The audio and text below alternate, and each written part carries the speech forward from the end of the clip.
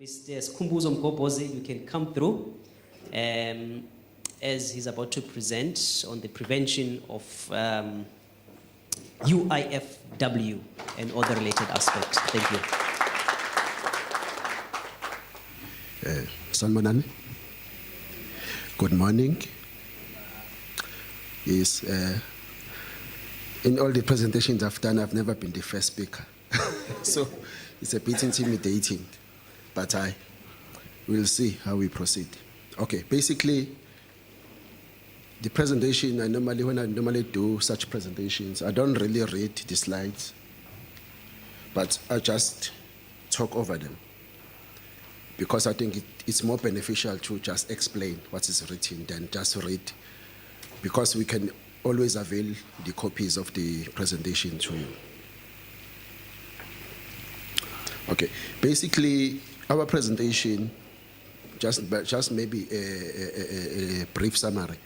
We know that supply chain management, I would say it is a playground or it's a battleground where all action, everything happens. Everything happens within the supply chain management. And the challenges that we are facing today, let's say as a country, all spheres of government, SCM is central in whatever that is we're experiencing. I think we have to thank Lokozan Sefkaro Gale conference, we focus on SCM, because SCM is often overlooked. There's no much attention that is paid to SCM. However, if you look at the AG report, you could see in the main, it is mainly about the SCM weaknesses. Okay, the topic that we're gonna cover this morning is about eliminating SCM contraventions in the SCM or procurement process through enforcing compliance with legislation and addressing irregular expenditure incurred during the procurement process through the implementation of consequence management. Yeah, this is my presentation is just central to these two issues. Okay, SCM regulation contraventions, the result to UIFW. UIFW is incurred through contravention of, in the main, the list is not exhaustive, but in the main, Treasury Circular 68, MFMA, Municipal Finance Management Act, Supply Chain Management Regulations, Supply Chain Management Policy, that was institutional policies, Constitution of the Republic, SCM and procurement process and expenditure management. Section 217 we know, I'm not going to read the Constitution, but what is key here, that the process, SCM process or procurement process must always be fair, equitable, transparent, competitive and cost effective. Those are the key pillars of SCM. Once you falter on any of these pillars, a problem arises. That's what we are saying maybe. Based on the above, it is clear that when an organ of state contravenes or violates relevant legislation, PFMA or MFMA, it is potentially violating the Constitution of the Republic because of 217. UIFW is normally incurred in instances where SCM or procurement process was judged not to be fair, transparent, competitive, and cost effective. The overview, okay, in KZN, since we are in KZN now, we are giving you just the overview of all municipalities that are guided by MFMA in the UIFW in the main. Got 17-18 financial year. Our municipalities, we know that we've got about 54 municipalities in the KZN, which includes one metro, which is eThekwini. 83% of the municipalities, according to the AG report we have received and analysis that we have done, 83% of municipalities were found to have failed to properly implement effective management of procurement and contracts.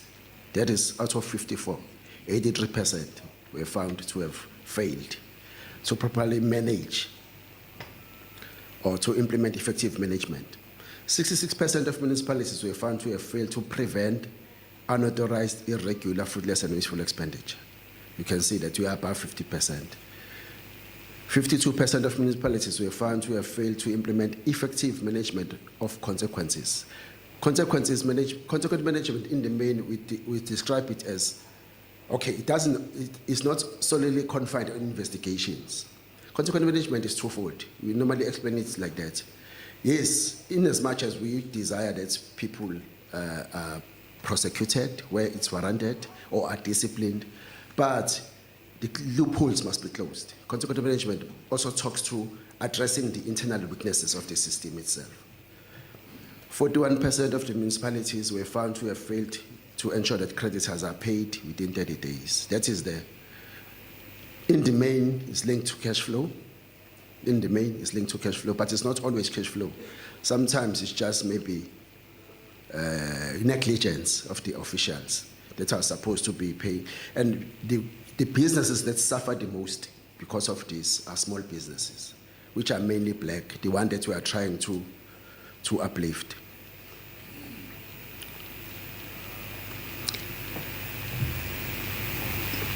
In 2017-18 financial year,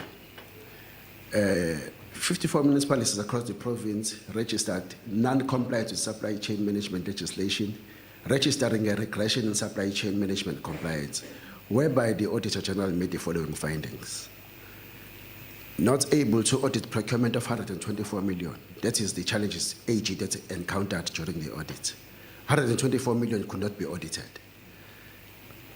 due to incomplete information or missing documents. We know SCM, document management is critical in the SCM, but we find that there are still challenges with that. Uncompetitive and unfair procurement processes detected at 86 of the municipalities. False declaration of interest made by 245 suppliers, 2.1 million in awards to employees and councillors. You can see that UAG, we know that they conduct their audit based on a sample. They don't just audit the entire locals and transactions. This is just a sample. So if you've got 124 million that could not be accounted for during the audit, you can see the figure surely is higher, but this is based on a sample. Consequently, 83% of the municipalities ended up with material findings on SCM, with only 2% without any findings. So in the entire province, only 2% of the municipalities had no findings with SCM. You can tell that the challenge that we are facing is huge. Non-compliance with supply chain management legislation is widespread in the municipalities. Such unfair and uncompetitive procurement processes, this is very important, I think, for this session, manifest themselves through leading to higher prices or potential losses and exclusion of preferential suppliers, including local suppliers, which undermines the country's social transformation goals. I don't think maybe as SCM officials, we know our transformation goals. Distribution of wealth. This is very key. And SCM should be the main driver of that. But we know, if we are those who are from the municipalities, sometimes we are told, there's political interference. There's a lot of things that is happening there that hinders maybe the work of the SCM officials. From audit sample taken, the most common findings, now we're talking about 17-18 audit, the most common findings, 56% of municipalities were found to have failed to obtain 3 written quotations in contravention of SCM regulation 17.1a. 40% of municipalities' bid documentation did not stipulate the minimum threshold for local production or content, thereby compromising Proud the SA campaign. 41% of municipalities were found to have allowed competitive bidding process, thereby contravening, were found not to have allowed, I think you should, there's an omission there, competitive bidding process, thereby contravening the provision of SCM Regulation 19. 31% of the municipalities embarked on procurement processes where no declaration of interest submitted by provider in contravention of SCM Regulation 21C.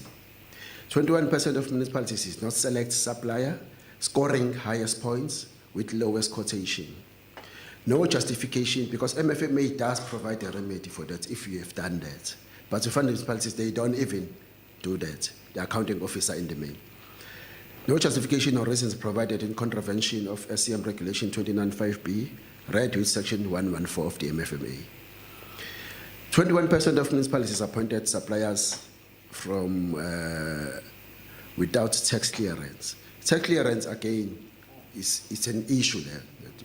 Now, we know that now the changes in law, tax clearance doesn't necessarily mean tax clearance certificate. We know that now, because of the introducing this central database at National Treasury. But the tax clearance is about saying at the time of maybe bidding process, there should be a tax clearance. Go to the system, you check the affairs of the bidder if they are in order. And again, sometimes you find that even though when you are appointed to Skhumbuzo and Sons, my affairs were in order with SARS. But during the time of audit, you find that I've defaulted. But the evidence in the municipality is not there to show that at the time when I was appointed, my tax affairs were in order. Those are maybe, I don't know whether it's negligence or, but those are experiences of aging. This table now shows about progressively and comparatively from 2015, 16, 16, 17, 17, 18 in the entire province. If you look at the, irregular expenditure in the main, let's just focus on irregular expenditure in the main. The municipalities of KZN, they incurred 3.1 billion for 17-18, total 3.1 billion. Now, this 3.1 billion added to opening balances that were there. Now, the entire province of KZN is sitting with 9.4 billion. That is not investigated, that is not written off, that is not condoned. This is a challenge. In the previous year, 16-17, we had 2.5 billion that was incurred by all municipalities. So it has increased for this year. But normally when we train councillors, because sometimes we also train councillors in the main MPEG, we normally ask them a question: why is it a case that when is the year of elections, irregular expenditure always shoots up? Every year, we have done a study, we have done a report. Every year, a year preceding election and the year of elections, irregular expenditures always shoot up. But again, sometimes they just laugh at us. We don't get answers why. But those are challenges that we are facing. Okay, here is just the summary of what we've just seen there. We can say irregular expenditure increased by 22% from 16, 17, and 17, 18. Fruitless and wasteful increased by 99%. 99% fruitless and wasteful increased when compared to 2 years. Unauthorized expenditure decreased by 27%. Unauthorized expenditure, I always say when we train even officials or senior management of municipalities, I think this is the easiest. This should be dealt with. It doesn't make sense why you carry such an amount to your AFS. Because that's one, even the MFMA doesn't even force you to liaise with National Treasury on this one. The council has got full powers to address the issue of unauthorized expenditure. Because unauthorized expenditure, I'm sure you are all aware, it's mainly about the budget, management of your budget. You have overspent on your budget. And that one can be taken to council. Council, once you authorize your adjustment budget, for example, once the adjustment budget has been authorized, the councillors are mainly saying we accept whatever the over expenditure there. Take that to the process and write it off. Okay, this one is just a summary, a summary of that. Eliminating SCM regulation contravention in the SCM or procurement process. Among the duties of the accounting officer, because now, in the main, the MFMA places the onus on the accounting officer.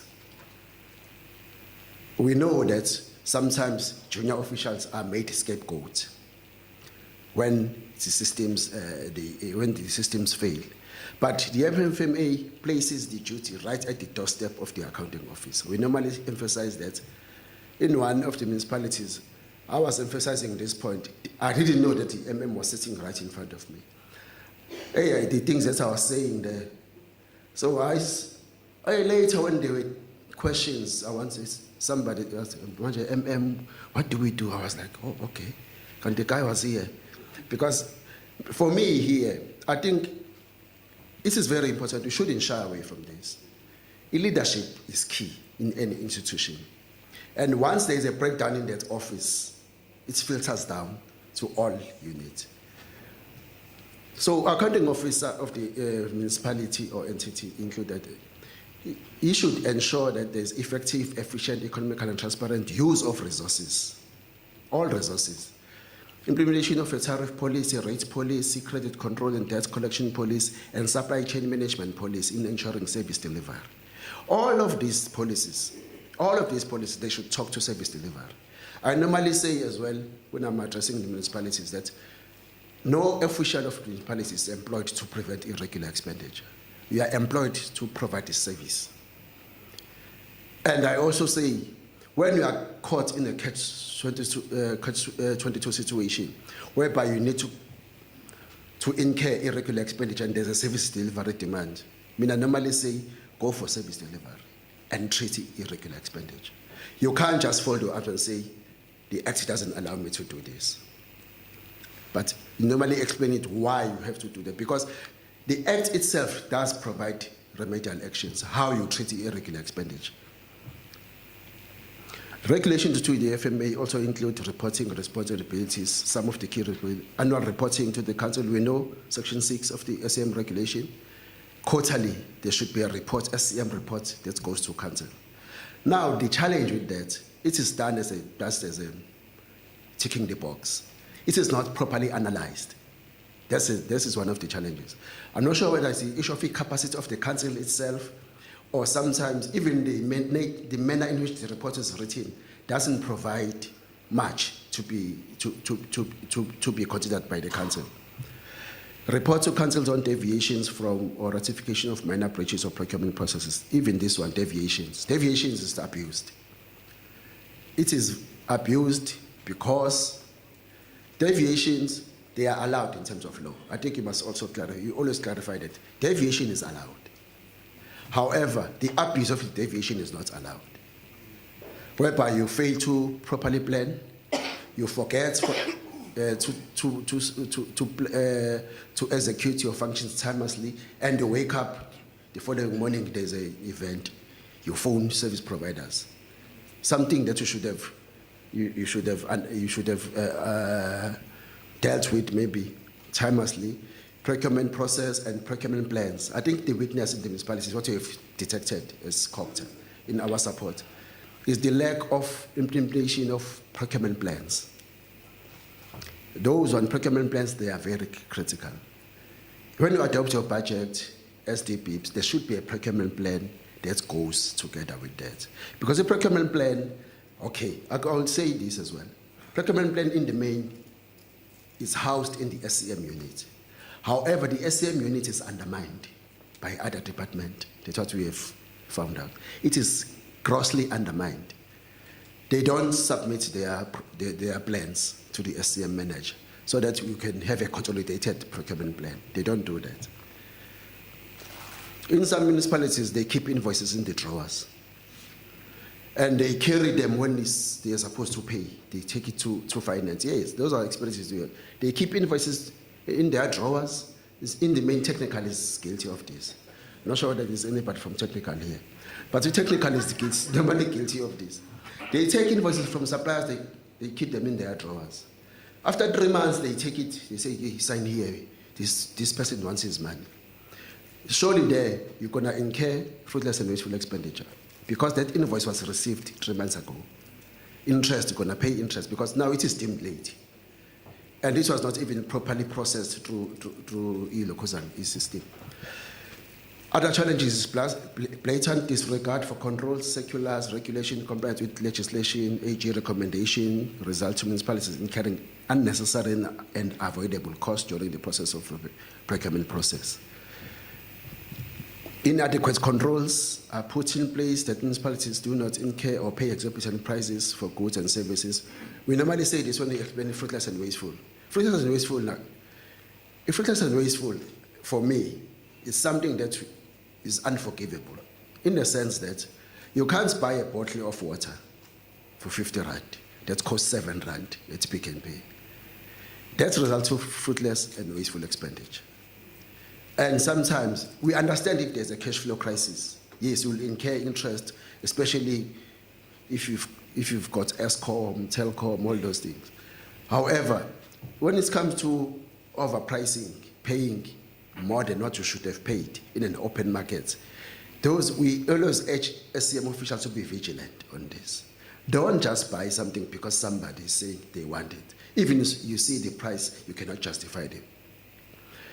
One of the meetings long time ago, we met one of the MECs. He said, Treasury MEC, he said he once stopped a procurement whereby they were buying vegetable chop boards.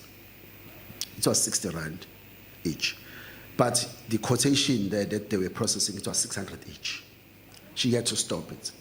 Those are things. SCM is supposed to be vigilant in such things. You can't, as SCM official, allow such a thing.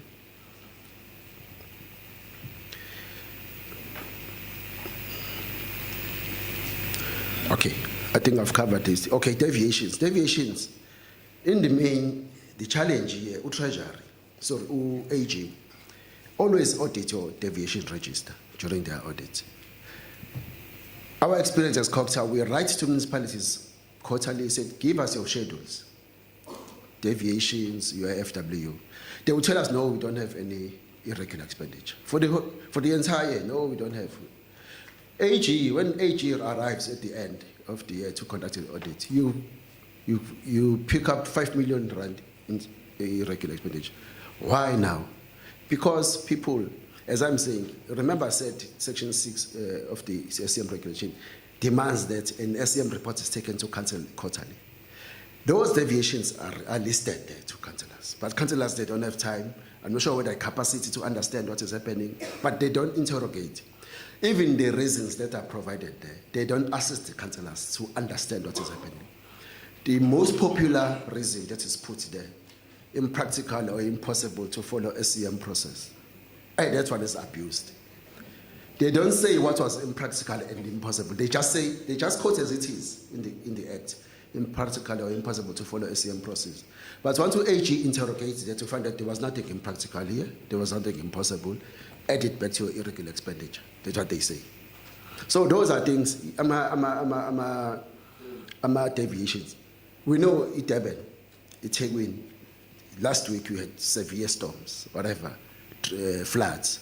Surely. Now, once we are declared as a disaster, it's called what? A disaster, whatever. There will be Section 36 there. But Section 36 precisely addresses such situations where there is a life and death situation. Sometimes people, they say this was emergency. Emergency is defined in law. Poor planning doesn't constitute emergency. This is very clear. Poor emergency is what has happened here at the Ndama floods. This is emergency. That one can be defended, even in a court of law. But emergency cannot be good. I forgot to start the process timelessly, and I only remembered, and the service was needed. The mayor said, I want this. You can't do that. Regulation 32. Regulation 32, not Section 32, Regulation 32 of SCM regulations.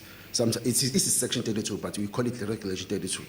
So that we try to explain logically what is the difference between Regulation 32 and Section 32, because they sound the same. Regulation 32 is whereby you just take a contract, existing contract from one organ of state as it is, you just take it, you implement it in your own municipalities. If you feel that maybe it's gonna be time consuming going through your SCM process. But this one is also abused.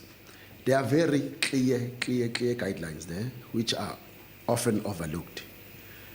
Everything should be the same there. It should be the carbon copy of everything. The price, the specs, everything. For example, you can't take, if I was building a hall in Mandane, eThekwini, you also want a hall, but you want a bigger. I was building a 200-seater hall, but eThekwini you want a 500. This is not a regulation 32, because obviously the price is going to be different. I have to quote you on the material that I'm going to be using, all those things. But if municipalities, they do that. Treasury Provincial has since introduced a circular, I think 2016, December, to say if you want to use this regulation, liaise with them. If you want to use the regulation, please get permission from them. The weakness about that, I always raise this. The circulars, you know, they are not binding in terms of law. They are guidelines. Unless it has been adopted by your council, it becomes binding. And the municipalities, they know that. They know that, but I know circulars are not binding. That is the challenge. I think my wish is that provincial treasurer must take this to national, so that all provinces, they adopt the same circular, so that it becomes, maybe it goes to a regulation, because it's assist. Lack of consistency on the part of SCM officials to ensure products or goods and services being procured are comparable, competitive. I've covered this. Regulation, ensure prices are paid competitive, poor contract management and lack of performance management of service providers. This is one of the critical areas as well that you'll find in your audit reports and the audit reports of municipalities. Some municipalities, during the procurement process, when they've appointed a service provider, they say, can you draft a contract? They just give a blank check. Like if you're going to give me a blank check, say, I'm going to write my own amount. They do that because they say, no, we don't have legal services. They're going to allow the service provider to write a contract that is going to be signed by both parties. And those contracts, the weakness of those contracts, about those contracts is that you find that the penalty clauses are not there, because now I cannot draft a contract which has got penalty clauses that are going to deal with me. Those are weaknesses as well. Spending lavishly on goods, we've touched on this. There's a circular 82. We normally urge municipalities to use a circular 82, especially when you are saving cost. The circular is written very well. Let's talk about containment, cost containment measures. I know now the weight out there, we are talking about cost cutting measures. I believe there's a difference there. You don't just cut cost in an organization. There's no way. You have to contain cost, because service delivery should not suffer as a result of such circular. We are saying prioritize in the main. Prioritize. That's what we are saying. Failure to budget for operations and maintenance, repairs, capital infrastructure asset to preserve the lifespan, thereby deriving proper value from the use of assets. Again, all these things. E-budget of the municipalities in the main. There was one municipality in the province that was able to budget 8% the last time I checked, while I was still dealing with budget. There was only one. The Circular 71 states that the budget, municipalities must set aside amounts to preserve the useful lifespan of assets, but they are not being serviced by assets. Section 62(1)D. This is expenditure management, right? We say SCM is under finance in the municipalities. And in the main, they are there for expenditure, to ensure that there's proper expenditure management in SCM. And Section 62(1)D places the onus on the accounting officer to have a system in place to prevent UIFW, in the main irregular expenditure.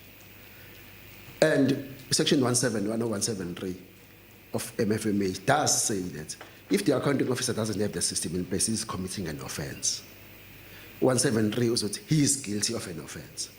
So I normally say, if I can charge an accounting office, I can draft the charges. I don't think he can get away with it. He won't win that case. Using the MFMA alone, MFMA is so empowering, but it's just that we are not reading it in a proper context to understand it. MFMA is so empowering.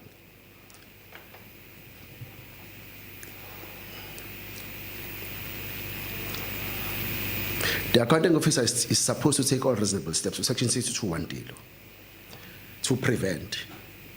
Among issues that are being continuously raised by the Auditor General under expenditure management in various audit reports is the general failure to implement the above section. There are very few municipalities who don't have a findings here, who don't have a finding on the expenditure management. I think AG now is just a copy and paste. I think before they even write your report, there are sections, there are clauses that they just put before they even start analyzing you. Because these ones, they are always there. There was no system in place to prevent. There was no system in place to prevent your FW.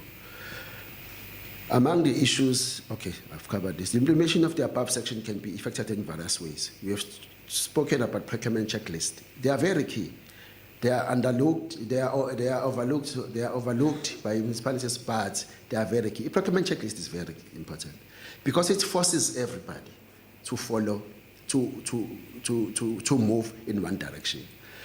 Municipalities, when you talk to the junior officials, I know when you talk to the CFOs, they like politicians. They would tell you what you want to hear. No, we've got systems in place. No, we've got SOPs. We've got a checklist. Go to the official there. You say, okay, how do you do this? No, man, I just ask for my colleague to say what I should do. That's how it is. We have become politicians because maybe we are in a political environment. I'm a checklist, they are very key. I'm a SOPs, they are very key, especially when you are in the SCM. Everybody must be pulling towards one direction. We've covered STPs, quotations are available where applicable, tender documents are available where applicable, check on service providers. That's on the service of the state. We know the challenges of the municipalities there.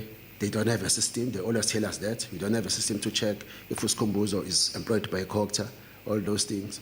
But to AG now, they've got a system to check. AG, they normally say here, just send our ID numbers of your people that are tendering. Can you check all these people if they're in the service of the state? AD, you pay, I think it's a very small fee for that.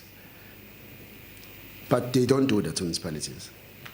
And again, the systems that sometimes are used by municipalities, we find that they are not updated.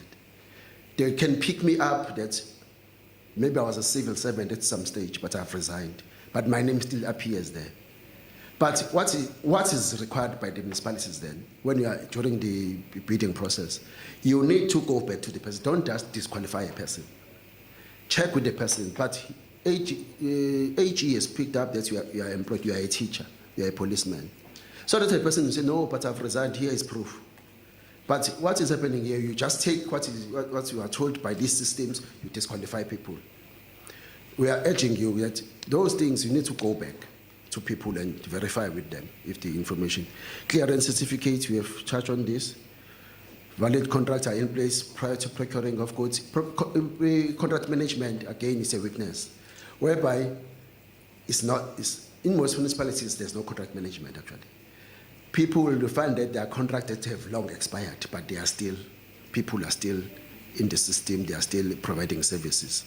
It's very important. You are normally saying contract management must be at the beginning of each process of SCM. Before you give me a call, if I'm in your database, check if the contract is still valid.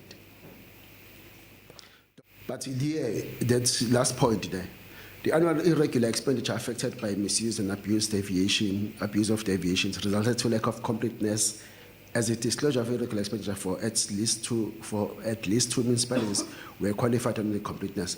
In the province, 2 municipalities were qualified because of this deviation. Completeness of your FW.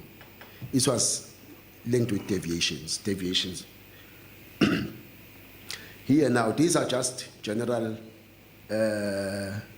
causes picked up by AG, cutting across all municipalities. I'm not saying all, but it just cuts across. Declaration on being in the service of the state connected to persons, list of accredited prospective providers, written or verbal quotation, but here we're going to give you presentation, but these are the main causes that affect the SCM and SCM regulations. With that, we are urging the SCM officials to be vigilant when they deal with such issues. Consequent management. Consequent management, as I've already explained, I think earlier, as an introduction, accounting officer is responsible for consequent management. It's not the council or mayor, whatever, but the accounting office is responsible. However, the council has got a political duty to play oversight. But the accounting officer is the one that accounting officer must take disciplinary or when appropriate criminal proceedings against. Section 32.6 of the MFMA now states that once you detect that there's a breach that involves financial misconduct which can be linked to fraud or corruption or theft, you don't even need to investigate internally that case. Report to the police. Because the resources, I think this is understood that municipalities don't have internal resources to investigate these things. Because the investigation is complex as well. We all normally say this. You need to request documents from other institutions, of which they cannot just give to anyone. But once it's in the hands of the police, it's important, that one. Financial misconduct, Circular 76. Circular 76 talks about multi-disciplinary boards. I'm not sure if you have heard of that, but from 2014 July, each municipality should have had a disciplinary board now, should be having a disciplinary board. Each municipality. And the AG, they do question this thing during their audit. It's just that it has not found its way to Annexure A as a finding. I'm not sure to what extent this amendment of Public Audit Act to say AG now can refer cases to law enforcement agencies. Maybe this one again is gonna one of their focus areas. So we are saying if you don't have that board, we're normally saying because it's got financial implications, rather form a district board to service the entire district. But the National Treasury is busy now having I'll say workshops or rollouts of this in the province. They are busy with this. I think in the province, so far, we've got only 3 municipalities with these boards. Delegations is critical. Remember, accounting officer is the one that is accountable for everything that is happening. But the Act does provide that he can delegate some of his functions. For example, like a finance, delegated to the CFO. However, what we always emphasize on when it comes to delegation is that in law, you cannot delegate your accountability. You can only delegate your responsibility. The president of the country delegates his responsibility to ministers, but he remains accountable for whatever is happening. He cannot say, no, ask Minister so and so. He can't say that. He's accountable.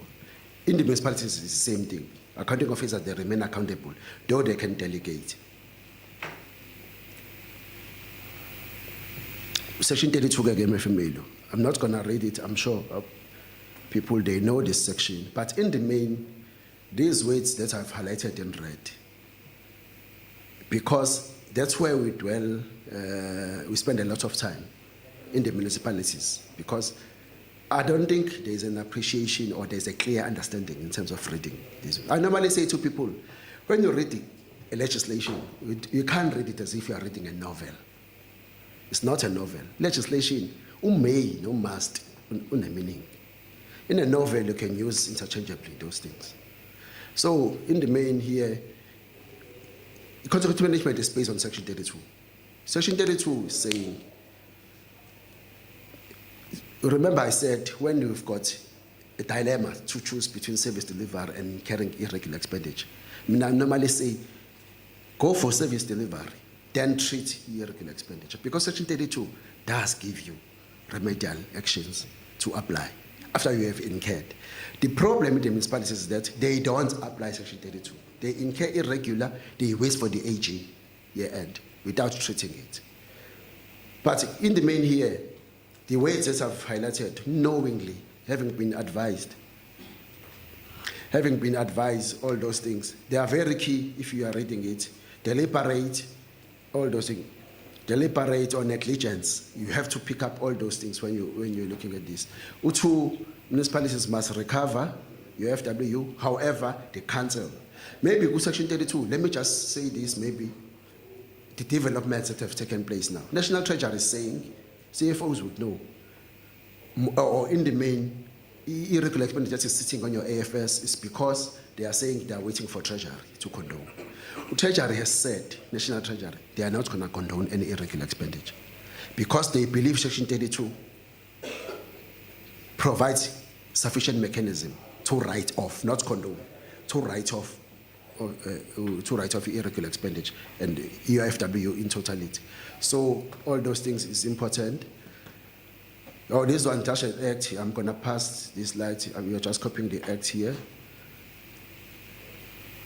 Yeah, 176 is important as well to familiarize yourself with 176. The 171 saying who accounting officer is committing an offense if it doesn't have a system in place to prevent. 173 is guilty of an offense.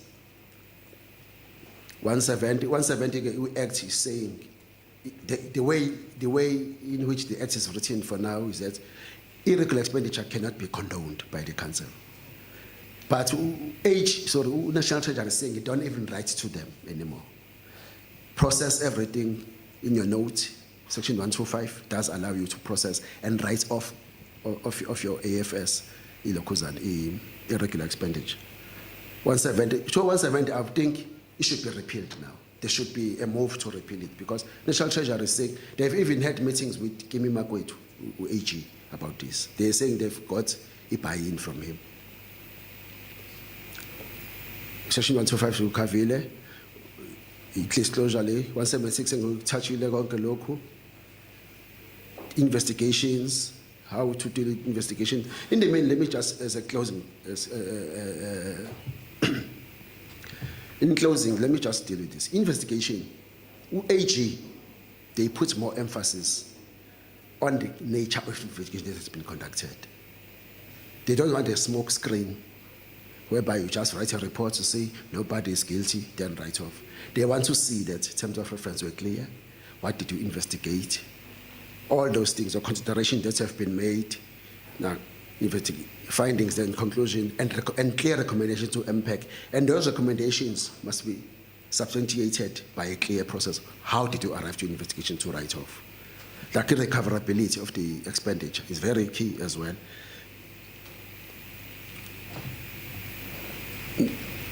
Section 32.4, it's important that we drive this home.